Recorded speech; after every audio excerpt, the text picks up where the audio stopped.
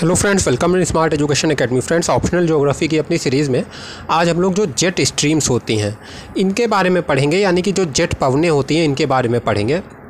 तो देखिए, पहले इनकी बहुत ही जो बेसिक डेफिनेशन है वो समझ लेते हैं। इंग्लिश में बोलूँगा, फिर हिंदी में ट्रांसलेट कर दूँगा। तो जेट स्ट्रीम क्या है? रिवर फ्लोइंग थ्रू एटमॉस्फेयर, यानी कि एक ऐसे समझ लीजिए कि जो हमारा वातावरण है या फिर कह लीजिए जो हमारा एटमॉस्फेयर है, यानी कि जो हमारा वायुमंडल है, उसमें बहने वाली एक रिवर की तरह लगती है जेट स्ट्रीम। यानी कि जेट स्ट्रीम एक कह लीजिए कि जैसे रिवर फ्लो होती है मिएंडर्स या विसर्ग बनाते हुए, वैसे ही फ्लो होती है, वैसे ही बहती है। अच्छा, ये जो जेट स्ट्रीम होती है तो इसकी जो कोर होती है, मान लीजिए इस तरह से ये जेट स्ट्रीम फ्लो हो रही है, तो इसका जो कोर होता है, बीच का हिस्सा होता है, वहाँ पे हाईएस्ट स्पीड होती है, यानी कि सबसे ज़्यादा स्पीड होती है। तो the jet stream is a narrow belt of strong winds in the upper troposphere, यानी कि जो हमारा अपर ट्रोपोस्फियर है, या कह लीजिए जो ट्रोपोस्फियर की सीमा है, यानी कि जो क्षोभ मंडल की सीमा है, जिसे हम लोग ट्रोपोपॉज कहते हैं। तो ट्रोपोपॉज में बहने वाली जब जेट स्ट्रीम क्या है, एक नैरो बेल्ट है, यानी कि एक पतली सी बेल्ट के समान है जेट स्ट्रीम, जो कि अपर ट्रोपोस्फियर में बहती है, जिसे कि हम लोग ट्रोपोपॉज कहते हैं। तो यह कुछ जेट स्ट्रीम के बारे में बेसिक बातें हो गई। अब देखिए, ये क्या है? जियोस्ट्रॉफिक विंड्स का एक एग्जांपल है। अब जिसे नहीं पता है कि जियोस्ट्रॉफिक विंड्स क्या होती है, वो मेरा पहले वाला वीडियो देख सकता है, जिसमें मैंने जियोस्ट्रॉफिक विंड्स के बारे में पढ़ाया है। तो बेसिकली जियोस्ट्रॉफिक विंड्स ऐसी हवाएं होती हैं जो कि पृथ्वी के धरातल के ऊपर बहती हैं, यानी कि हमारे वायुमंडल में बहती हैं, और इनकी जो कह लीजिए दिशा होती है या डायरेक्शन होती है, वो हमारे लैटिट्यूड्स के समानांतर होती है। इस तरह से देखिए, जनरली सरफेस पे विंड किस डायरेक्शन में बहती हैं, ऐसे ये डायरेक्शन होता है, या फिर ऐसे ये डायरेक्शन होता है, यानी कि इनका डायरेक्शन जो है एक लैटिट्यूड से दूसरे लैटिट्यूड होता है, 30 डिग्री टू 60 डिग्री। लेकिन अपर एटमॉस्फेयर में कुछ ऐसी हवाएं होती हैं जिनकी डायरेक्शन अक्षांशों के या फिर लैटिट्यूड्स के समानांतर होती है, इस तरह से। तो इन्हें कहते हैं जियोस्ट्रॉफिक विंड्स। अब इसके बारे में अगर आप ज़्यादा जानना चाहते हैं तो पुराना वीडियो देख सकते हैं। तो जेट स्ट्रीम से एक अच्छा एग्जाम्पल है जियोस्ट्रॉफिक विंड्स का। और देखिए, 20 डिग्री नॉर्थ से, यानी कि इधर 20 डिग्री नॉर्थ से और आपका साउथ जो लैटिट्यूड है, सॉरी मैंने थोड़ा सा गलत कर दिया, जो हमारा 20 डिग्री कह लीजिए यहाँ पे अक्षांश होता है, वहाँ से पोल्स तक के बीच में ये बहती हैं पवनें। और कहाँ कहाँ बहती हैं? नॉर्थ हेमिस्फीयर में भी और सदर्न हेमिस्फीयर में भी। यानी कि जो जेट स्ट्रीम्स हैं, ये स्ट्रीम्स यहाँ पे 20 डिग्री से लेके और पोल जो है वहाँ के बीच में पाई जाती हैं। और कहाँ पे पाई जाती हैं? नॉर्थ हेमिस्फीयर में भी पाई जाती हैं और साउथ हेमिस्फीयर में भी पाई जाती हैं। अब देखिए, इनकी खोज कैसे हुई थी, कैसे इनका पता चला था। तो ये आप लोगों को शायद पता भी होगा कि जब सेकेंड वर्ल्ड वार चल रहा था तो अमेरिका से प्लेन्स जाते थे जापान के ऊपर बम गिराने के लिए।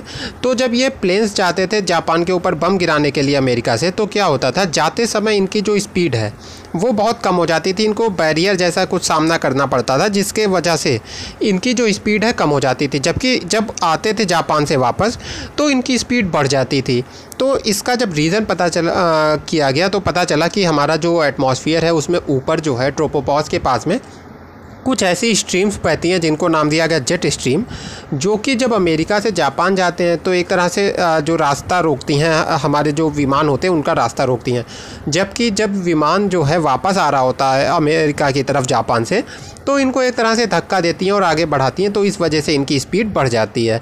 तो ऐसे जेट स्ट्रीम का पता चला था। अब देखिए, एक और फैक्ट है जेट स्ट्रीम के बारे में कि जो इनकी स्पीड होती है वो सर्दियों के मौसम में, यानी कि विंटर में जो है बहुत ज़्यादा होती है। यानी कि जितनी स्पीड समर में होती है, जितनी स्पीड गर्मियों के मौसम में होती है, इससे 2 गुनी स्पीड, यानी कि समर में जितनी स्पीड होगी विंड की जेट स्ट्रीम की, उससे 2 गुनी स्पीड जो है हमें विंटर में मिलती है। तो ये एक फैक्ट है, जो लोग ऑप्शंस वाले क्वेश्चन को सॉल्व करते हैं उनके लिए इंपॉर्टेंट होगा, नेट वगैरह के लिए। अब देखिए, जो जेट स्ट्रीम्स का चलना है, यानी कि जेट स्ट्रीम्स कैसे मूव करती हैं, इसको बहुत ही कम ऐसे सोर्सेज हैं जहाँ पे क्लियरिटी के साथ दिया है। यानी कि इसमें आपको बहुत ही मुश्किल से कहीं पे क्लियरिटी मिलेगी। तो मैं इसमें आपको एक कॉन्सेप्ट समझाने की कोशिश करूँगा। आप इसको थोड़ा सा डीपली समझिएगा, तभी आप इसको समझ पाएंगे। तो हम देखिए समझने की कोशिश यहाँ पर ये कर रहे हैं कि जो जेट स्ट्रीम है एक भाग से दूसरे भाग तक, यानी कि पृथ्वी के एक अक्षांश से दूसरे अक्षांश तक कैसे पहुंचती है। तो इसके लिए मैं कुछ फिगर्स की देखिए मदद लूँगा। पहले तो हम लोग ये वाला फिगर देख रहे हैं, तो इसमें देखिए ये 0 डिग्री है और ये हमारा नॉर्थ पोल है। तो हम लोग देखेंगे कि जो विंड्स होती हैं वो, अब देखिए हम लोग जब बात कर रहे हैं तो हम लोग बात कर रहे हैं अपर ट्रोपोस्फियर की, यानी कि ऐसी हवाएं जो अपर ट्रोपोस्फियर में चलती हैं, यानी कि ये जो हेडली सेल फेरल सेल है इसके ऊपर भी जो हवाएं चलती हैं जो कि यहाँ से विषुवत रेखा से पोल की तरफ जाती है, उन हवाओं की हम लोग बात कर रहे हैं। तो इन्हीं को कहते हैं अपर ट्रोपोस्फियरिक विंड्स, या फिर कह लीजिए कि जो ट्रोपोस्फियर की ऊपरी लेयर है उसमें बहने वाली हवाएं। तो अब देखिए यहाँ पे जो हमारा 0 डिग्री है, हम लोग जानते हैं कि गर्मी बहुत ज़्यादा होती है। गर्मी बहुत ज़्यादा होती है 0 डिग्री पे, तो क्या होता है कि जो हवा है वो गर्म हो जाती है। और गर्म हवा कहाँ जाती है? ऊपर जाती है। अच्छा, गर्म हवा ऊपर क्यों जाती है? क्योंकि उसके जो मॉलिक्यूल्स हैं, यानी कि हवा के जो अणु हैं, वो दूर दूर हो जाते हैं। और जब अणु दूर दूर हो जाते हैं, देखिए टेम्परेचर बढ़ेगा तो अणु दूर दूर होंगे। जैसे कि पानी में आप टेम्परेचर बढ़ाइए तो अणु दूर दूर होंगे और धीरे धीरे पानी भाप बनने लगेगा।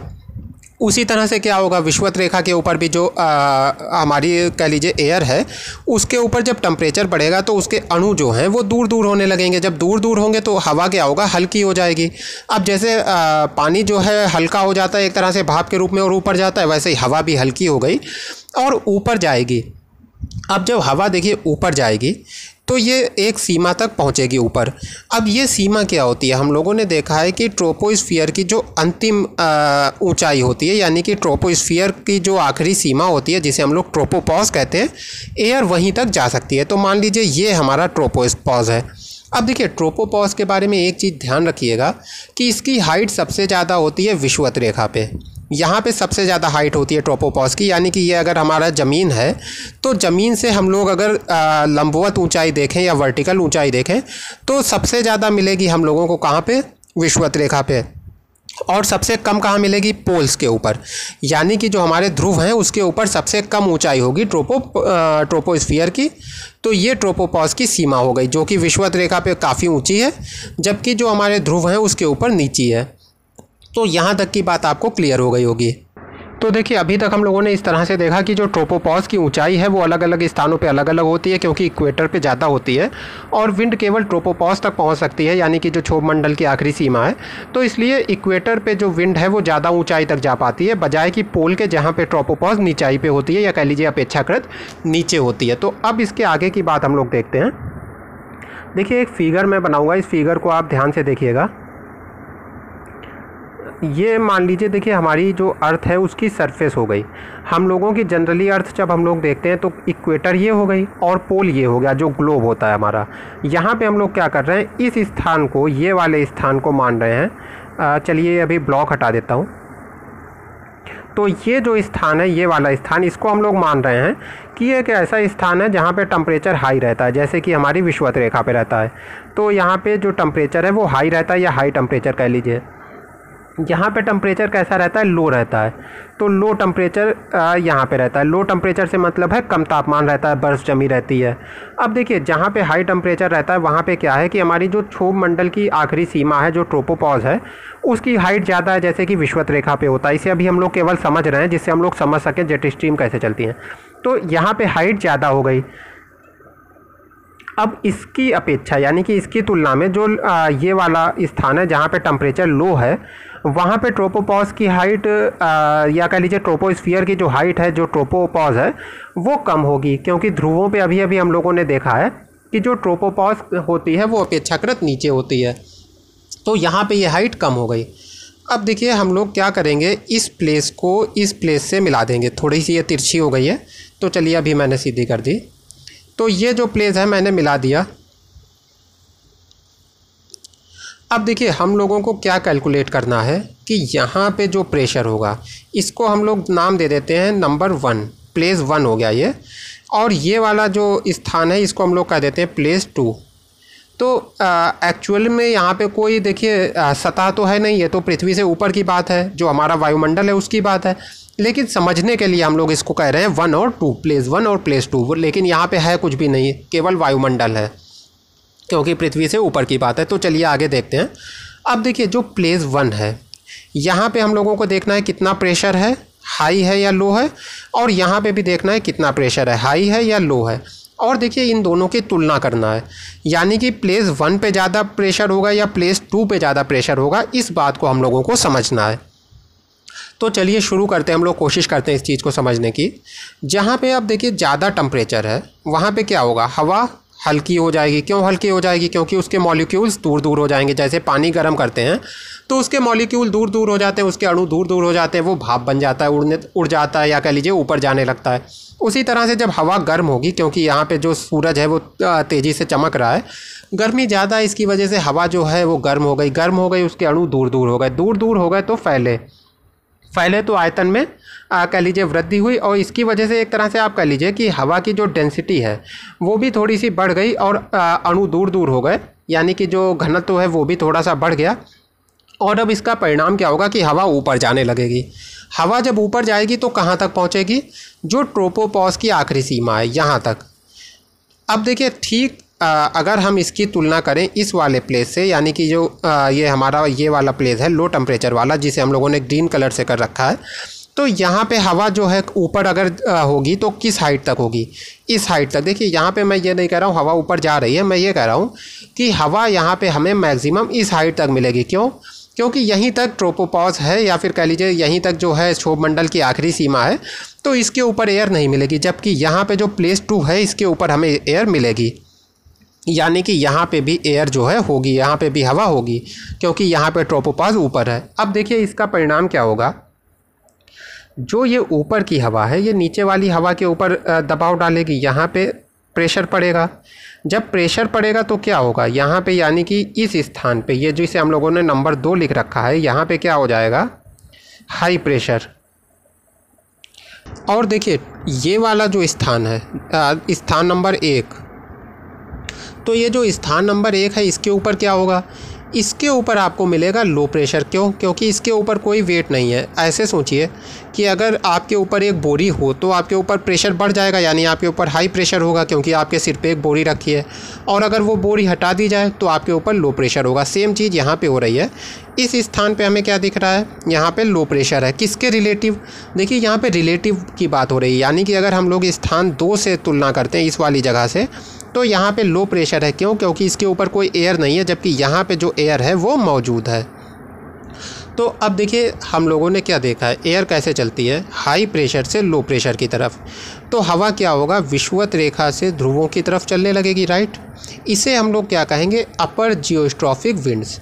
अपर जियोस्ट्रॉफिक विंड्स मतलब जो कि हमारी जियोस्ट्रॉफिक है लेयर है, या फिर कह लीजिए जो क्षोभ मंडल है, तो क्षोभ मंडल की ऊपरी सीमा में, यानी जियोस्ट्रॉफिक की जो अपर लिमिट है, जो अपर लेयर है, वहाँ पे बहने वाली जो हवाएं हैं उसे हम लोग कहते हैं अपर जियोस्ट्रॉफिक विंड्स।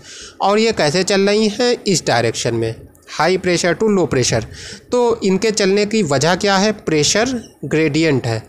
और ये प्रेशर ग्रेडियंट क्यों पैदा हो रहा है, उसका कारण हम लोगों ने ये ब्लॉक्स के माध्यम से देख लिया। इस वाले ब्लॉक, ये जो पूरा ब्लॉक है और ये जो ब्लॉक है, इसके माध्यम से। अब हम लोग आगे देखते हैं इसको थोड़ा सा ग्लोब पे। अब देखिए अगर इन्हीं ब्लॉक्स को हम लोग यहाँ पे मैप पे बनाएं तो जाहिर सी बात है ये एक 2D मैप है, इसके ऊपर मैं 3D फिगर तो नहीं बना पाऊँगा, लेकिन आप समझ सकते हैं कि एक जो ब्लॉक है यहाँ पे होगा, अब एक ब्लॉक यहाँ पे होगा। इसका मेरा कहने का मतलब है कि ये एक, कह लीजिए कि जैसे हमारे घर पे दीवार खड़ी होती है, उसी तरह से 90 डिग्री पे एक ब्लॉक खड़ा है एयर का, और यहाँ पे एक ब्लॉक होगा, यानी कि एक ब्लॉक यहाँ पे होगा।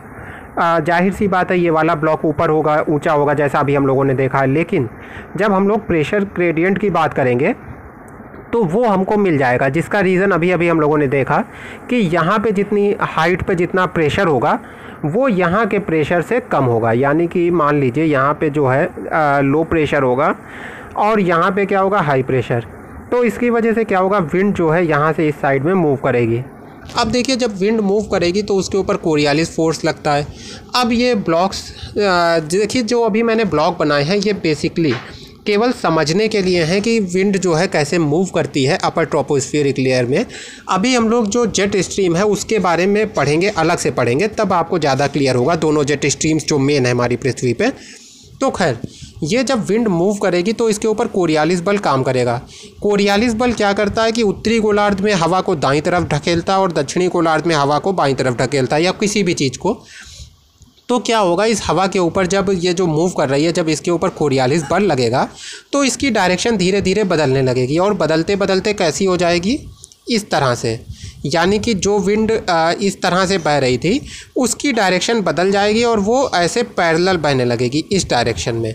तो कह लीजिए कि हमारे अक्षांशों के समानांतर इस तरह से बहने लगेगी। तो देखिए, ये जो होती है विंड, जिसे हम लोग जियोस्ट्रॉफिक विंड कहते हैं, इसके बारे में मैंने पहले भी कहा कि अगर आप ज़्यादा जानना चाहते हैं तो पढ़ सकते हैं, दूसरे वीडियो में देख सकते हैं। तो खैर, यहाँ पे जो ये वाली विंड है जो हम लोगों ने देखा था, एक ब्लॉक से दूसरे ब्लॉक पे जा रही थी, ये इस तरह से बहने लगेगी, यानी कि अक्षांशों के पैरेलल या अक्षांशों के समानांतर बहने लगेगी। अब देखिए, जो हमारा कह लीजिए कि मेन टॉपिक है जेट स्ट्रीम। इसके अंतर्गत दो तरह की विंड होती हैं, पोलार फ्रंट जेट स्ट्रीम और जो आपका सब ट्रॉपिकल होता है, सब ट्रॉपिकल जेट स्ट्रीम। तो इन दोनों को हम लोग पढ़ेंगे तो आपको बहुत ज़्यादा क्लियर हो जाएगा कि किस तरह से ये जो है जेट स्ट्रीम काम करती हैं। एक पॉइंट और है जिसको हम लोग समझेंगे, जिसकी मदद से ये समझ में आएगा कि जेट स्ट्रीम्स की स्पीड इतनी ज़्यादा क्यों होती है। अब देखिए, ये जो पॉइंट है ये सिर्फ उन लोगों के लिए इम्पॉर्टेंट है जो नेट की तैयारी कर रहे हैं, या जिनको ज्योग्राफी को ऑप्शनल का एग्ज़ाम देना है, यानी यूपीएससी पीसीएस इसके थ्रू जाना है, या फिर जो लोग पीएचडी वगैरह ऐसे किसी कोर्स में है। अगर आप सिंपल ज्योग्राफी पढ़ रहे हैं तो इस पॉइंट को आप स्किप कर सकते हैं, इस वीडियो को आप यहाँ से छोड़ सकते हैं।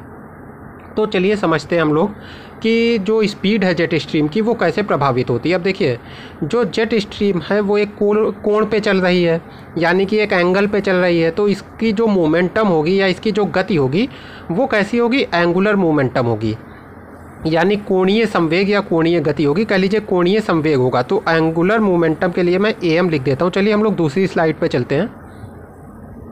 तो इसके लिए मैं लिख देता हूँ AM, एंगुलर मोमेंटम या कोणीय संवेग। अब कोणीय संवेग का एक फॉर्मूला होता है, वो क्या होता है, मास हो गया आपका, द्रव्यमान कहते हैं हिंदी में मास को। तो मास इनटू, ये इनटू लिखा है जो x जैसा लिख रहा है, वेलोसिटी यानी कि गति, और इनटू रेडियस। तो इसको मैं शॉर्ट में लिख देता हूँ mv/r, यानी m into V into R, mass गुणे वेलोसिटी गुणा रेडियस। तो इससे हमको क्या मिल जाता है, एंगुलर मोमेंटम मिल जाता है। अब देखिए, एक चीज़ यहाँ पे आप ध्यान दीजिएगा, इसी से आपको सारी चीज़ समझ में आएगी। जब हम लोग मान लीजिए हम लोग यहाँ पे हैं तो पृथ्वी की रेडियस ज़्यादा होगी। रेडियस का मतलब है त्रिज्या। जैसे कि ये सर्कल है तो ये इसकी त्रिज्या हो गई। तो वैसे ही जो हमारी अर्थ है इसकी जो त्रिज्या है यहाँ पे ज़्यादा होगी, और जैसे जैसे आगे जाएंगे हम लोग खुद देख रहे हैं कि ये छोटी होती जा रही है। यानी कि जो अर्थ की रेडियस है, जैसे जैसे हम लोग इक्वेटर से पोल की तरफ जाएंगे तो रेडियस कम होती जाएगी। तो रेडियस जो है क्या होती है, कम होती है या डिक्रीज़ होती है, कहाँ से, अगर हम लोग इक्वेटर से जाते हैं पोल की तरफ। अब देखिए, इस पॉइंट को समझ लेते हैं हम लोग कि मैं बताना क्या चाह रहा हूँ। होता क्या है, देखिए, जो हमारा एंगुलर मोमेंटम है वो तो कांस्टेंट रहेगा, यानी कि जो हमारा कोणीय संवेग है ये जो है एक तरह से कांस्टेंट का मतलब है स्थिर रहेगा, इसमें कोई चेंज होगा नहीं। तो ये क्या होता है, कांस्टेंट रहता है कोणीय संवेग।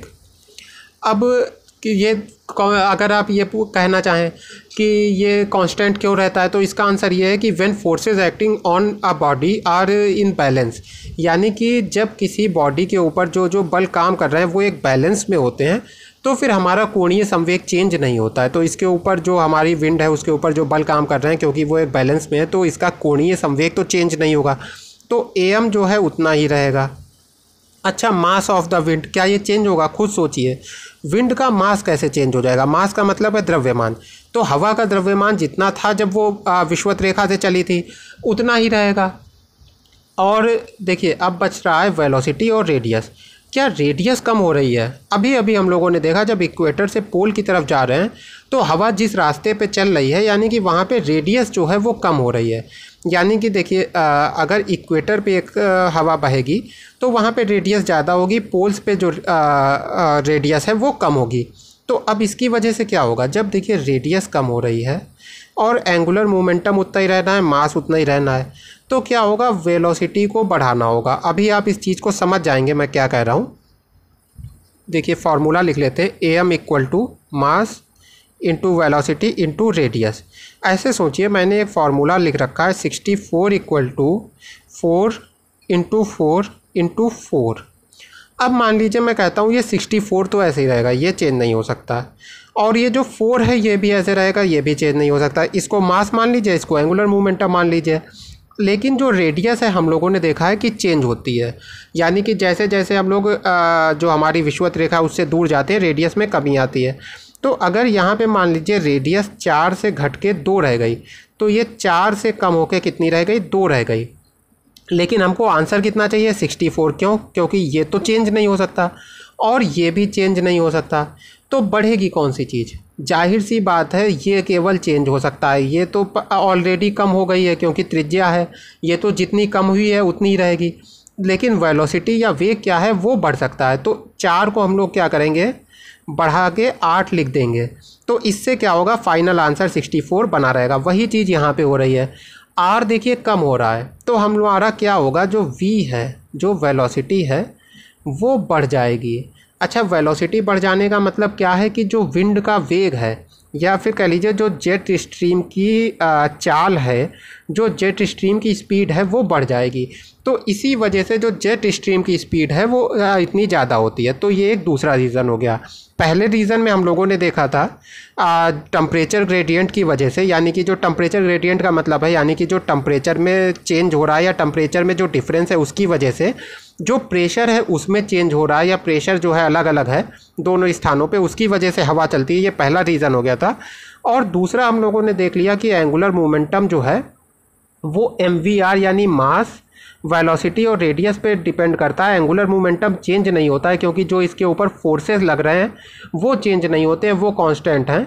मास तो चेंज होगा नहीं, और रेडियस चेंज होती है, ये हम लोगों ने ऑलरेडी देख लिया है कि जैसे जैसे इक्वेटर से जाते हैं आगे रेडियस चेंज होती है। तो जब रेडियस चेंज होती है तो उसी के अनुपात में वेलोसिटी भी चेंज हो जाती है, यानी जितनी रेडियस कम होती जाएगी वेलोसिटी उतनी ज़्यादा बढ़ती जाएगी।